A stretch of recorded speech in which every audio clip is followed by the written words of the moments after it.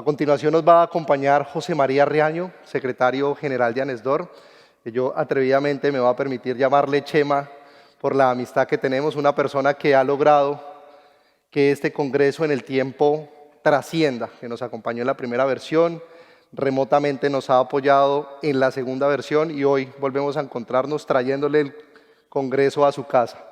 Entonces, un gusto dejarlos en compañía de José María en este espacio.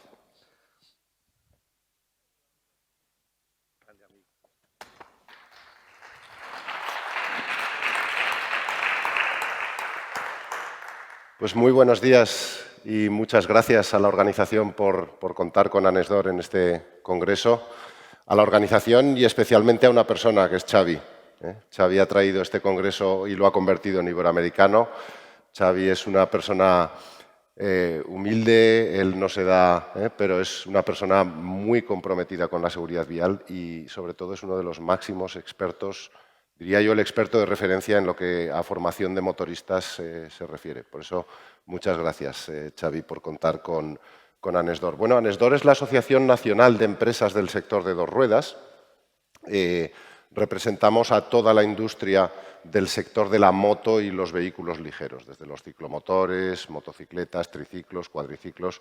La moto es el grueso de esta categoría de vehículos ligeros y bueno, pues participamos en el resto de asociaciones, en ACEM, la Asociación Europea, en INMA, la Asociación Mundial. Estamos continuamente, bueno, pues trabajando la moto desde todos los ámbitos. Y desde luego la seguridad vial, diría yo que es el pilar fundamental de nuestro trabajo, porque nosotros no entendemos el motociclismo si no es un motociclismo seguro y sostenible.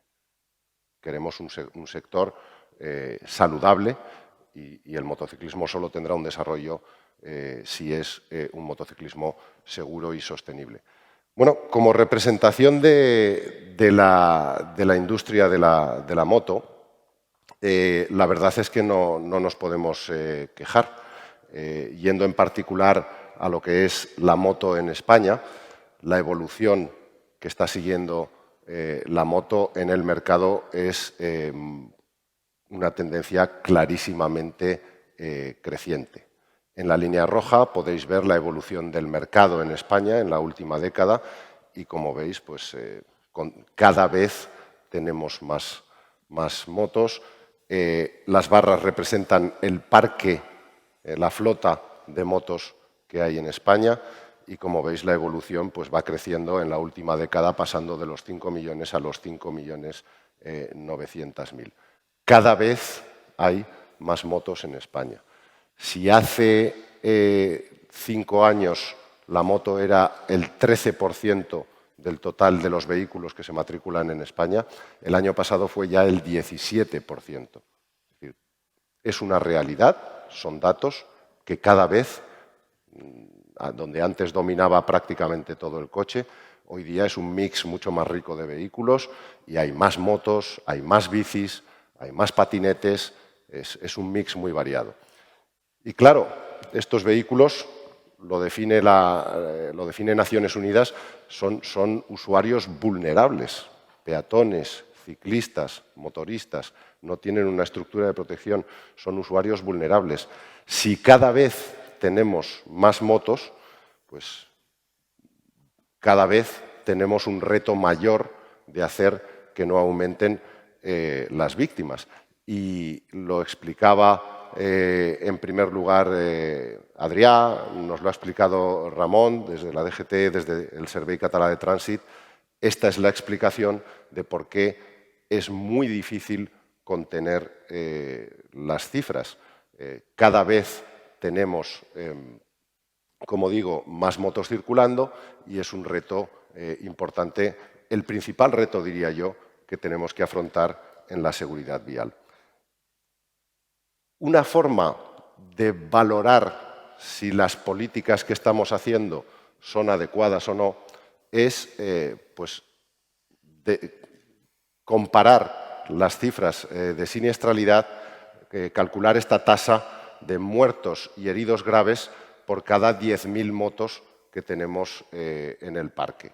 Y aquí vemos la evolución en una serie larga temporal y vemos como al principio teníamos una reducción importante, había muchas cosas por hacer, luego se estabiliza, parece que vamos haciendo las cosas bien, no termina de crecer.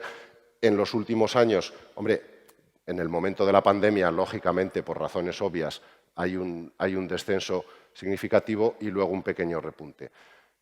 La tendencia es buena. Esto quiere decir que más o menos las políticas y las cosas que se están haciendo bien, pero lógicamente hay que persistir y hay que encontrar nuevas fórmulas para lograr que esta tasa continúe descendiendo. Pero yo quería mostrar también esta misma tasa.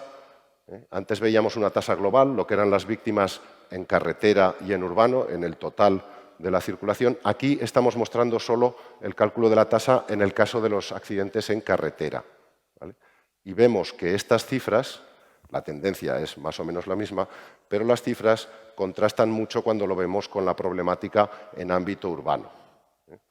Las ciudades son un reto, la moto se usa cada vez más en la ciudad y la verdad es que a la hora de abordar la seguridad vial de la moto hemos de tener en cuenta que son problemáticas completamente distintas. Que la moto en carretera requiere una serie de medidas, pero en urbano probablemente tenemos que hacer otras cosas.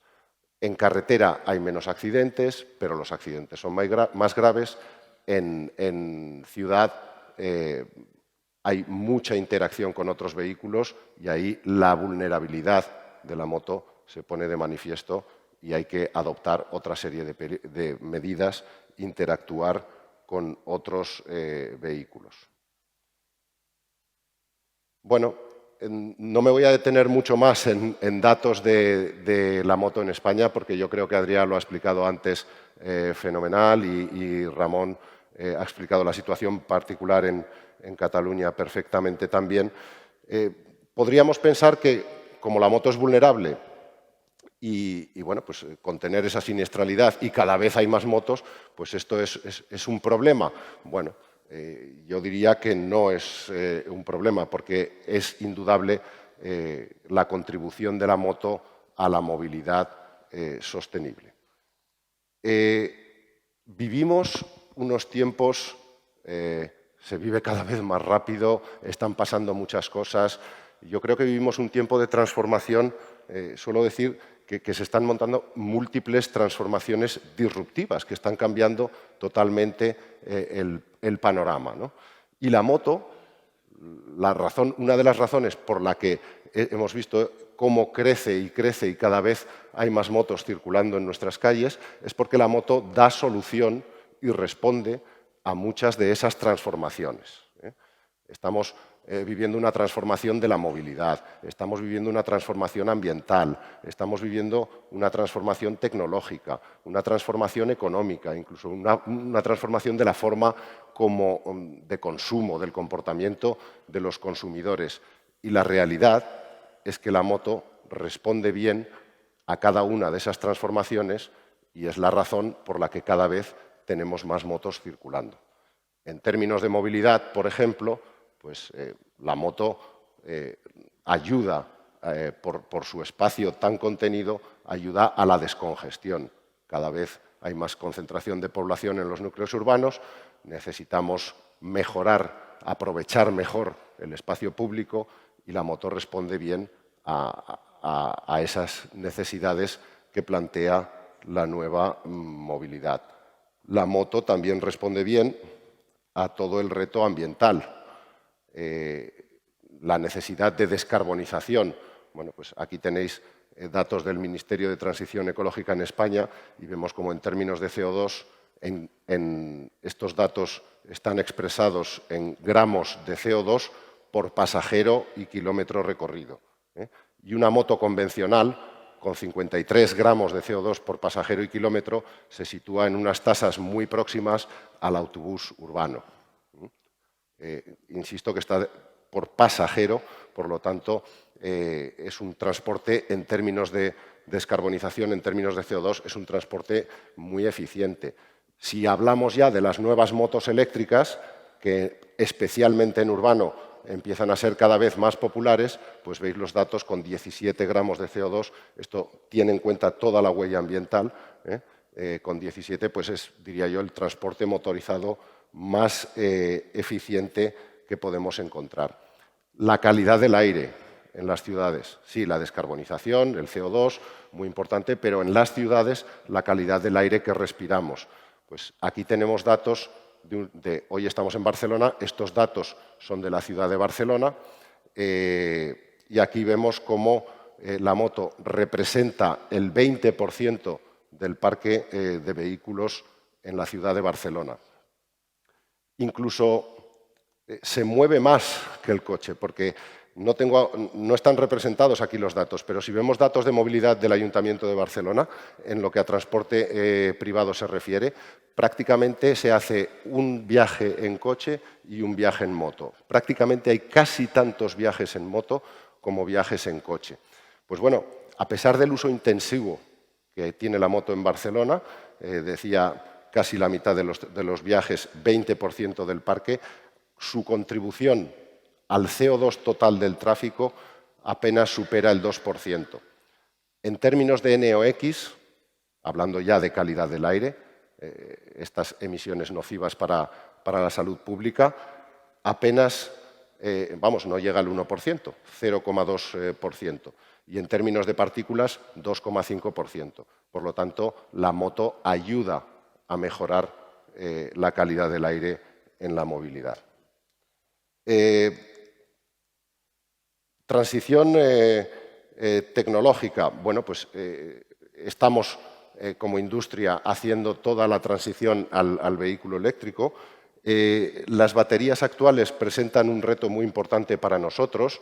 No es fácil electrificar las motos más grandes de más prestaciones porque todavía las baterías ocupan mucho volumen, tienen mucho peso, nos cuesta en esas motos, pero en lo que son motos urbanas es más sencillo y la verdad es que aquí en España la moto es el vehículo con mayor penetración de eléctrico.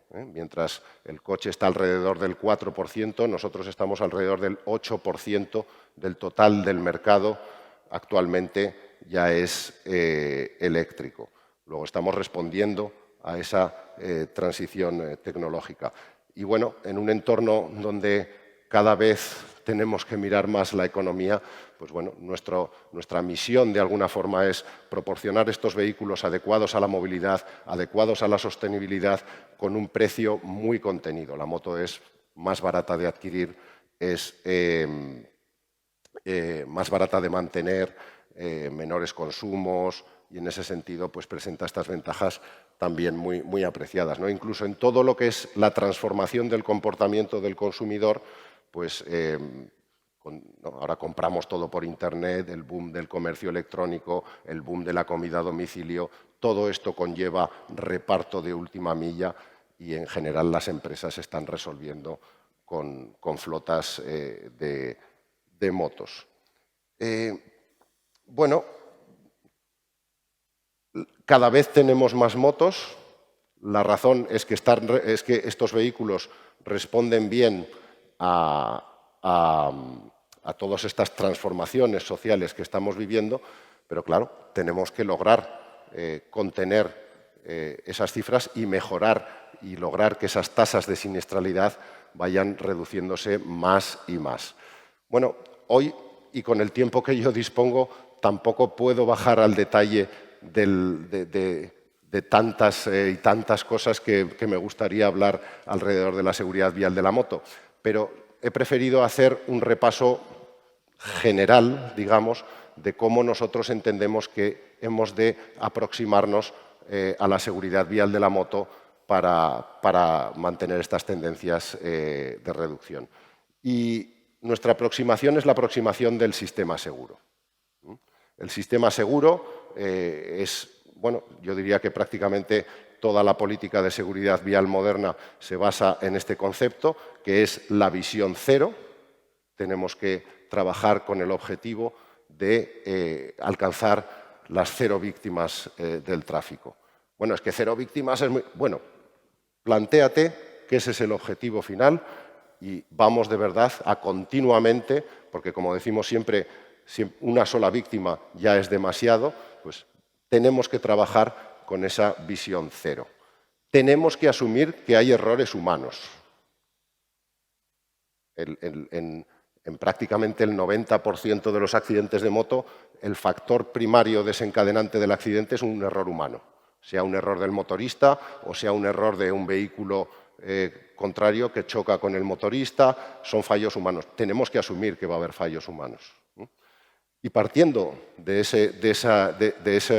esos conceptos, tenemos que lograr vehículos más seguros, usuarios más seguros, carreteras más seguras y políticas adecuadas, integradoras de todo ese sistema de movilidad que nos den una mayor seguridad vial. En cuanto a vehículos más seguros, voy a citar algunos ejemplos o algunos de las que creemos que son las claves. La inspección técnica periódica. Los vehículos se ponen en el mercado cuando son nuevos, han pasado una homologación, tenemos asegurado el funcionamiento correcto. Pero en España, afortunadamente, desde hace muchos años, muchas décadas, disponemos de un sistema de inspección técnica periódica que funciona bien, siempre es mejorable, pero funciona muy bien. Y la inspección técnica periódica es una de las claves básicas para lograr que los vehículos a lo largo del tiempo estén en un buen estado y permitan circular con seguridad. Las marcas invierten cifras millonarias año tras año en mejorar y en desarrollar ayudas electrónicas, en desarrollar ARAS, sistemas de asistencia al conductor que puedan suplir los fallos que pueda tener esos fallos humanos que pueda tener la conducción. El problema que tenemos, bueno, la lista de ARAS actualmente, una moto de las que se venden actualmente no tiene nada que ver con las motos de hace años, pero el problema que tenemos aquí también es la renovación del parque. Si las motos que están circulando tienen una edad media muy alta, pues no logramos que esa tecnología termine de llegar al mercado. No solo las ayudas electrónicas, que son una realidad en las motos que se venden actualmente, pero se invierte mucho también en automatismos y conectividad. Las motos que se hablan entre ellas, que se hablan con la infraestructura, que se hablan con otros vehículos. Y eso, la verdad es que es muy prometedor y en el futuro próximo esperamos que todo este desarrollo tecnológico nos pueda ayudar a que estos vehículos vulnerables sean muchísimo más seguros.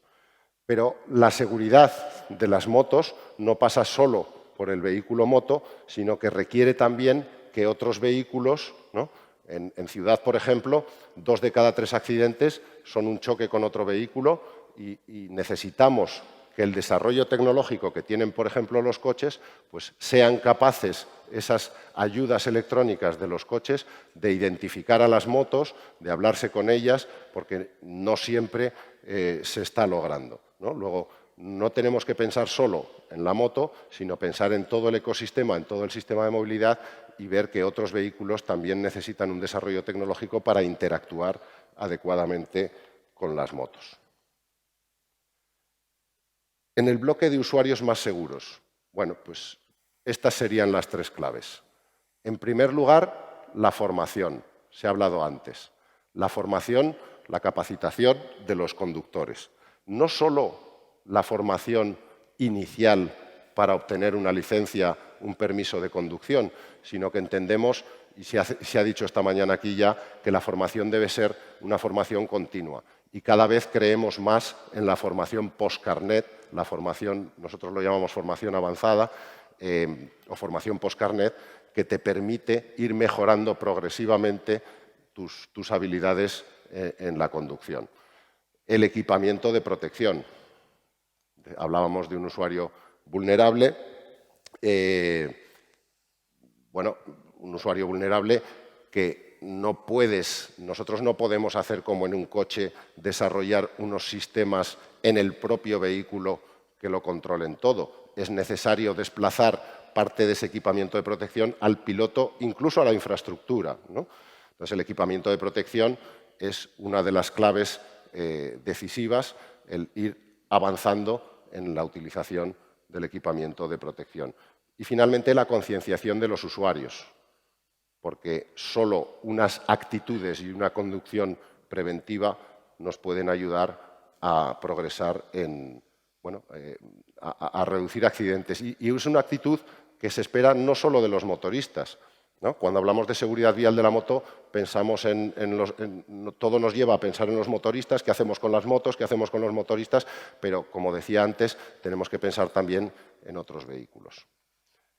La infraestructura, decisiva. En el microsegundo siguiente a un accidente, la moto está por un lado y el conductor está por otro. Ese conductor, la interacción con la infraestructura es decisiva. La infraestructura más segura comienza desde el propio diseño de la infraestructura. Tradicionalmente se ha diseñado la infraestructura pensando solo en los coches y tenemos que pensar que cada vez hay más motos, cada vez hay más bicis y tenemos que pensar desde el propio diseño de las carreteras, desde el propio diseño de las calles en las ciudades, tenemos que pensar en estos usuarios y lograr diseñar carreteras y calles más seguras. Por otra parte, imprescindible, lógicamente, la toma de datos, el conocimiento, que se ha mencionado aquí también esta mañana, saber bien lo que está pasando para poder trabajar en un concepto de mejora continua, para poder luego aplicar medidas, para poder aplicar un correcto mantenimiento y para poder hacer auditorías de seguridad vial y entrar en ese ciclo de mejora continua. Cuando tú analizas la distribución geográfica en un mapa de calor de dónde ocurren los accidentes, pues se ve claramente que hay puntos donde se están concentrando los accidentes. Algo debe pasar ahí para que haya esa concentración, ¿no? Algo puede haber en el diseño, algo puede haber ¿no? Hay que actuar sobre esos puntos y trabajar continuamente en infraestructuras, carreteras y calles más seguras. Y, finalmente, hablaba de políticas integradoras que nos ayuden a reconocer la realidad de que hay más motos circulando y, por tanto,